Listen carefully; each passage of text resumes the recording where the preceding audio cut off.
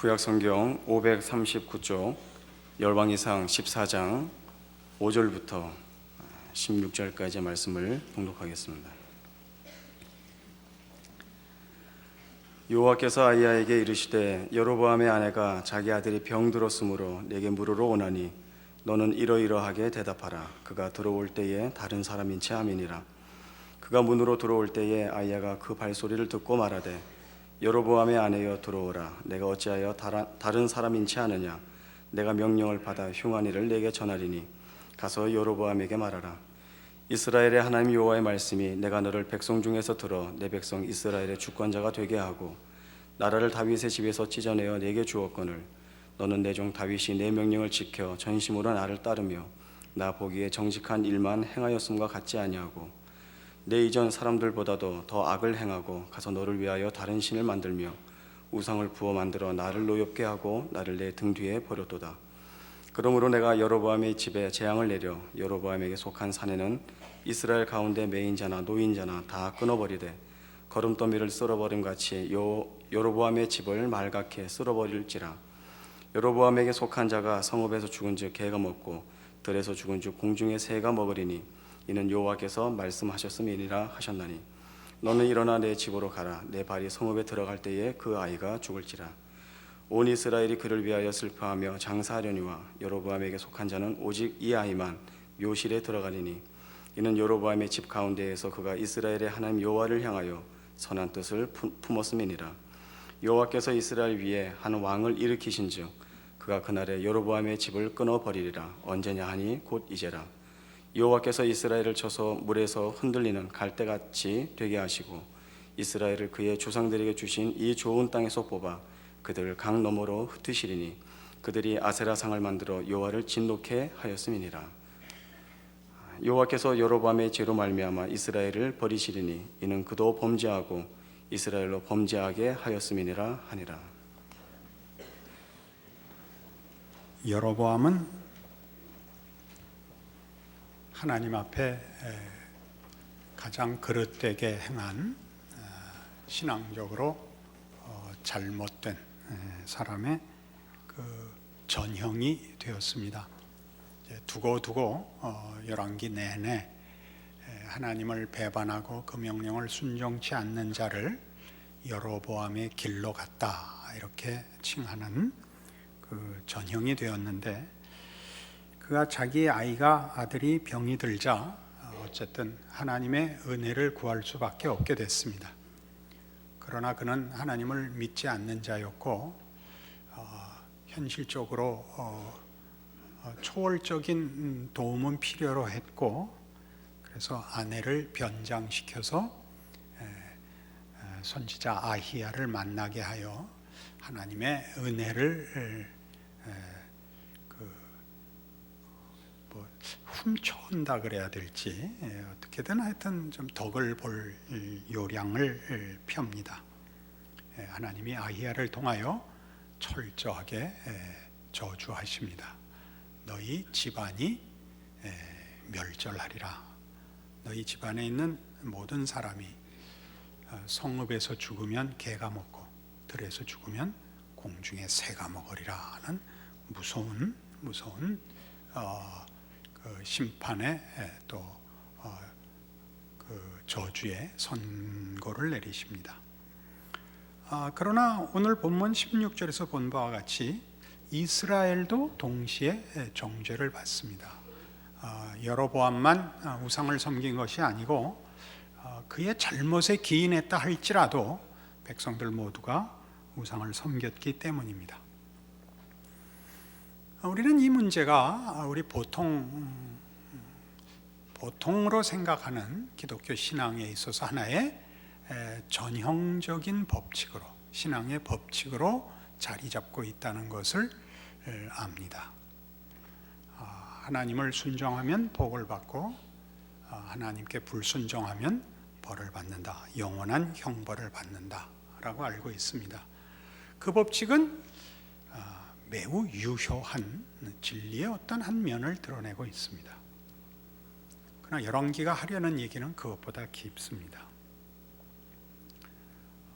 지금 이 열왕기 역사를 기록하는 이유는 이제 패망한, 그래서 바벨론의 포로가 된 이스라엘 백성들을 위한 것입니다. 그들이 제1차 독자들입니다. 그 제1차 청중들, 독자들을 위하여 이 열왕기를 기록한 사람들의 목적은 지금 다른 나라의 포로가 된 하나님의 선민인 이스라엘의 이 현실은 너희 열조가 하나님을 순종하지 않았기 때문에 받은 벌이다 하는 데 있습니다. 그러나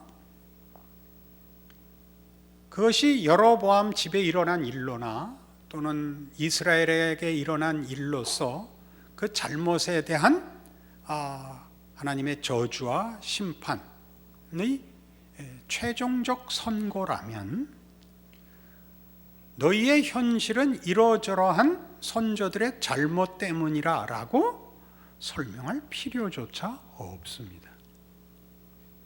그런 설명을 해야 되는 것은 우리가 잘 아는 대로 이스라엘은 바벨론 포로로 끝장나지 않았고 여로보암 집안의 멸망은 이스라엘에 허락한 영원한 왕권이 여로보암 같이 자신의 선택과 책임 여하에 달린 것이 아니라 다윗에게 허락한 은혜의 약속에 근거한 하나님의 신실하심에 근거하고 있어서 그 영원한 왕권이 결국 예수 그리스도 안에서 성취됐다는 걸 우리가 알고 있습니다.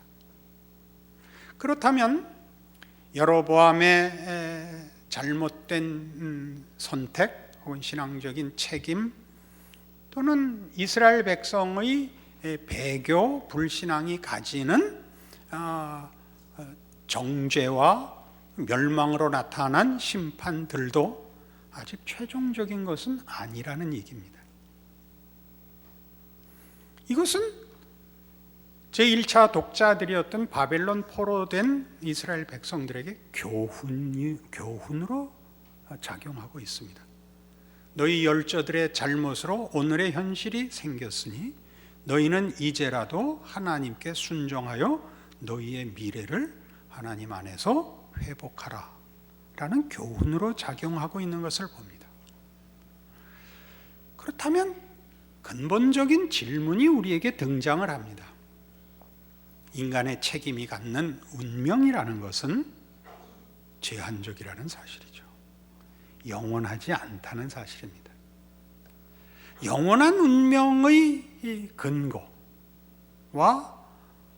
조건은 어디에 있느냐 하는 질문이 이제 부각되는 것입니다. 우리는 여로보암의 잘못이 그의 집안을 괴멸시킨 것을 보았습니다. 너희 집안에 산자가 하나도 없을 것이라, 다 멸절되리라. 성읍에서 죽으면 개가 먹고 들에서 죽으면 새가 먹으리라. 이것은 여로보암 집안에 실제로 일어났습니다. 이스라엘은 결국 약속의 땅에서 뿌리가 뽑혀 하나님 모르는 이방 나라의 포로가 되고 그 나라는 없어집니다. 그럼에도 불구하고 이 기록이 남고 이것이 교훈으로 작용하고 우리가 아는 대로 궁극적인 운명은 예수 안에서 계속 승리로 이어지고 있다면 모든 하나님의 백성들이 기억해야 할, 말하자면 우리 현대 신약 시대를 사는 사람들로서 기독교 신앙의 성립과 그 근거는 하나님께만 있다라는 결론을 끌어낼 수밖에 없습니다. 기독교 신앙을 존재케 하는 것은 하나님이 그것을 원하시기 때문이라는 이 한 가지 이유 때문에 성립합니다. 이 하나님의 기뻐하시는 뜻은 하나님이 누구시냐와 연결하여 영원한 효력을 가집니다. 하나님은 거룩하신 분이라는 사실입니다. 하나님이 거룩하시다는 것은 윤리적, 도덕적 표현을 훨씬 뛰어넘는 인간의 유한함과 다르다라는 뜻입니다. 그는 영원하시며 전능하시며 공의로우시며 자비로우시며 진실하신 분입니다. 이것이 하나님의 거룩하심이라는 표현에 포함되는 하나님의 속성입니다.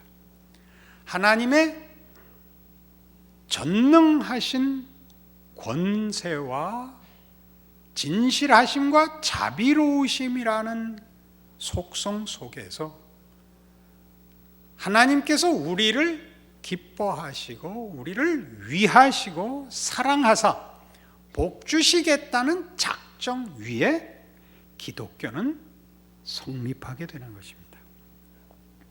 우리의 반응, 우리의 이해는 이 하나님의 작정 위에 허락되는 것입니다. 우리는 우리의 기독교 신앙을 이해하려고 할 때마다 결국은 우리 안에서 근거를 갖고 싶어 합니다. 그래서 우리는 우리의 책임을 부각시키게 됩니다. 하나님께 순종하면 복을 받고 하나님께 불순종하면 벌을 받는다. 그건 맞는 얘기입니다. 그것은 오늘 보는 본문 속에서 여로보암에게 나타난 것과 이스라엘에게 나타난 그 심판과 형벌에서 두드러집니다. 그러나 이 문제는 저들의 반응의 잘잘못을 논하는 것보다 깊습니다. 저들이 종교적, 윤리적 차원에서 하나님 앞에 순종했느냐, 그렇지 못했느냐라는 윤리적, 종교적 선택에 대한 정죄보다 더 깊습니다. 여기서 말하고 싶어 하는 것은 사실 하나님을 떠난 존재에게는 영원한 것이 있을 수 없다라는 뜻입니다. 모든 존재하는 것들은 다 하나님의 창조와 복주심 속에서 존재하게 되어 있기 때문에 하나님으로부터 분리되는 어떤 존재도 인간을 포함한 온 우주의 모든 존재가 사망으로 끝날 수밖에 없다라는 것이 훨씬 근본적인 지적입니다. 내가 하나님을 외면했다. 외면한 것에 대한 도덕적 책임보다 하나님과 분리되면 우리는 생명에서 끊기는 것이요, 진리에서 차단되는 것이다 하는 것이 성경이 더 강조하고 싶은 것입니다. 그래서 우리가 우리의 신앙을 점검할 때마다 내가 순종했느냐 불순종했느냐라는 것을 윤리적 도덕적 차원에서의 책임으로 묻기 전에 하나님 외에는 인간을 포함한 모든 존재에 진리와 생명이 있을 수 없다라는 근본적 절대적 진리 속에서 확인할 줄 알아야 됩니다. 그것이 열왕기 기록의 가장 중요한 목적이고 내용입니다. 우리는 우리의 믿음이라는 말도 또는 우리의 그 책임이라는 말도 따지고 보면 우리의 이해와 인식과 선택이라는 우리 쪽 책임을 가지고 하나님의 부르심에 어느 만큼 책임을 다하느냐로서 기독교 신앙을 점검하며 세우며 안심하고 불안해합니다. 그렇죠. 그것은 결국은 가장 중요한 근거가 우리 자신에게 생기는 것이 됩니다. 우리가 우리의 신앙생활에 대해서 우리를 점검할 때마다, 우리 자신의 신앙을 점검할 때마다 결국 우리가 우리를 평가하는 기준은 책임을 졌느냐, 유효한 선택을 했느냐, 의지가 있었느냐, 진심이 있었느냐에 언제나 근거해서 평가합니다. 그래서 우리는 기독교 신앙이 감사로 가지 않고 자랑으로 가게 됩니다. 나는 했다. 넌 왜 안 하냐? 이거죠. 못하면 하나님 앞에 죄를 회개하고 씻고 다시 시작하고, 씻고 다시 시작하고. 여러분, 주일 예배 올 때마다 지난 한 주일 동안 주의 말씀을 따라 살지 못했습니다. 이태리 타올로 씻고 다시 시작하고, 씻고 시작하고. 한 번도 성공을 못하죠. 한 번도 성공을 못하죠. 혹 한 번 성공하면 골치 아픈 신자가 됩니다. 나는 했는데 넌 왜 못하냐? 이것은 성경이 사실 얘기하고 싶어하는 것이 아닙니다. 우리는 물론 이 하나님의 주권이라는 것이 기독교 신앙을 성립시키는 유일한 근거다라고 성경이 주장한다고 얘기하면 당장 이 문제에 걸립니다. 그럼 우린 뭐냐? 우린 로봇이냐? 하나님이 그럼 다 하시지 우리에게 무슨 책임을 묻냐? 우리가 할 일이 뭐 있냐라고 묻습니다. 그러나 이거는 창조와 마찬가지로 우리의 선택과 권한 밖의 일입니다. 창조를 잠시 돌아보시면 금방 이해가 갑니다. 하나님은 우리와 의논하시고 우리를 만들 수 없습니다. 안 그렇습니까? 우리가 하는 짓을 보고 우리를 만들 수는 없습니다. 하나님이 우리를 당신의 형상대로 만들었는데 그 다음에 우리가 선택도 하고 책임도 지고 말고가 생겼습니다. 우리라는 존재는 우리가 이해하고 선택하고 소원하는 것과 아무런 상관이 없었고 우리의 자격과 능력과 물론 상관이 없었습니다. 우리는 없었습니다. 하나님이 당신의 기쁘신 뜻대로 우리를 만드셨습니다. 기독교 신앙이 그렇습니다. 예수 안에서 우리가 구원을 얻는다는 것은 창조와 똑같은 행위입니다. 하나님은 예수 안에서 우리를 구원하십니다. 우리의 자유의지, 우리의 선택, 우리의 책임은 뭐냐? 다음에 하겠습니다. 그건 우리가 중요하게 다뤄야 할 신앙에 있어서의 우리의 고유의 권한이기도 하고 책임이기도 하고 하나님께서 우리를 대하시고 만드신 차원 높은 우리의 자질입니다.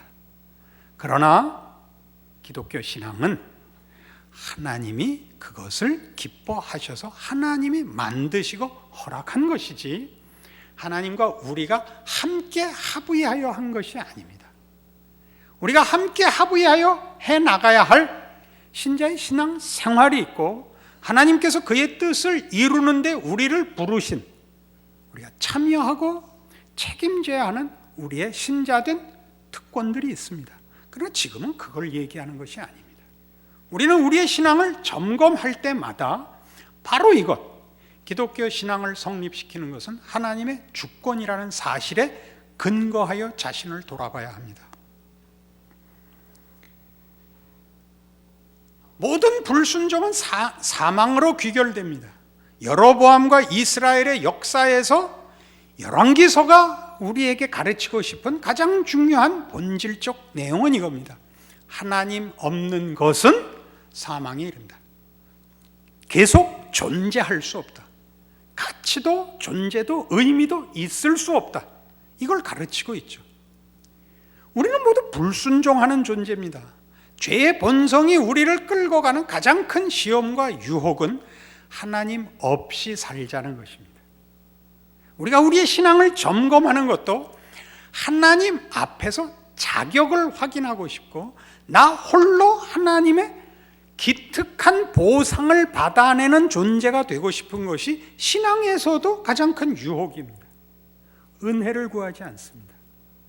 은혜를 구한다는 것은 일종의 거룩한 의지로서 설명이 되지 나를 포기하고 내 스스로가 생명을 만들어낼 수 없음을 자인하는 겸손으로 끌고 가지 않기 일수입니다.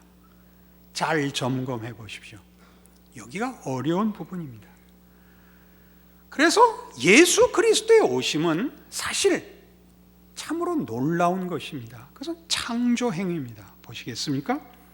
요한복음 11장입니다.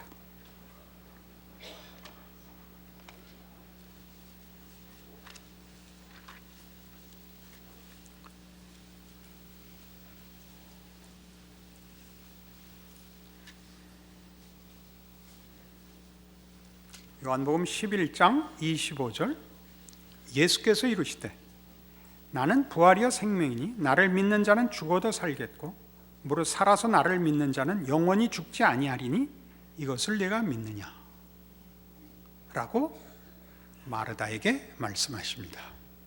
나사로를 살리시는 장면이죠. 나는 부활이요 생명이다. 부활이 뭐죠? 죽었다가 다시 사는 것입니다. 우리 여로보암으로 대표되는 모든 인류의 죄의 본성은 하나님 없이 스스로 홀로 독립하여 존재하자는 것입니다. 하나님 없이 생명을 만들고 하나님 없이 진리를 만들어내자는 욕심입니다. 인간이 왜 그 욕심을 채울 수 없느냐? 하나님이 그렇게 만들지 않았기 때문입니다. 하나님이 그렇게 만들지 않았다는 건 우리가 하나님 없으면 못 살게 제한했다는 뜻이 아니라 피조물인 인간이 그 한계에서의 최대치 정도로 만족하는 존재를 하나님이 의도하지 않았다는 뜻입니다. 하나님이 만족하는 수준으로 인간을 의도하고 있기 때문에 피조물인 인간은 그걸 못 만듭니다. 영생을 만들지 못합니다. 진리를 만들지 못합니다. 유한한 존재이기 때문입니다. 그걸 무한의 자리로, 무한의 어떤 복으로 하나님이 우리를 창조 때부터 목적하셨고 구원이라는 하나님의 재창조 사역 속에서 그 약속을 잇고 계십니다. 그래서 우리의 한계가 만들어내는 죽음이 끝이 아니게 만드시는 하나님의 창조의 의지와 그 창조를 승리로 결과시키기 위한 개입으로 예수 그리스도로 말미암는 부활을 만들어내시는 겁니다. 죽어도 살 것입니다. 우리는 죽음밖에 만들어낼 수 없는 존재이지만 우리의 운명이 죽음으로 끝나게 하지 않으실 것입니다. 이거 조심해야 할 건 이겁니다. 우리가 부활을 만들어내지 않는다는 사실입니다. 우리는 죽음을 만들어내는 유한한 존재입니다. 예수 그리스도 안에서 그 죽음이 부활로 이어질 것입니다. 예수님만 하시는 일입니다. 우리가 만들지 못합니다. 우리가 기억해야 할 건 이겁니다.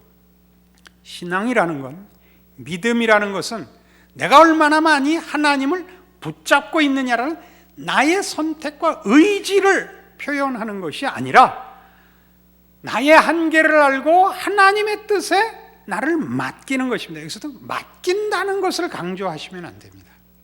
그런 헌신과 의뢰라는 신뢰라는 것이 나의 선택과 고급한 의지로서 자꾸 부각됩니다. 기독교 신앙은 그렇지 않습니다. 기독교 신앙은 믿음이 좋다는 것이 확신으로 가지 않습니다. 자신감으로는 물론 가지 않습니다. 기억하셔야 됩니다. 기독교 신앙이 좋아질 때는 자신에 대해서 절망하게 됩니다. 자신의 한계를 알게 됩니다. 내가 신앙인이 맞나? 이렇게 물어보시는 거 맞습니다. 그러나 신앙인이 맞나? 라는 질문 속에는 내 책임과 내 자격이 기독교 신앙을 성립시키는 이유 중에 하나로 끼면 자책으로서 자신을 두드리게 됩니다. 그건 기독교 신앙이 아닙니다. 맞다, 이래서 하나님이 예수를 보내셨구나. 이게 제대로 된 신앙 이해입니다. 감사하죠. 자랑하지 않습니다. 확신에 차지 않습니다. 기이합니다.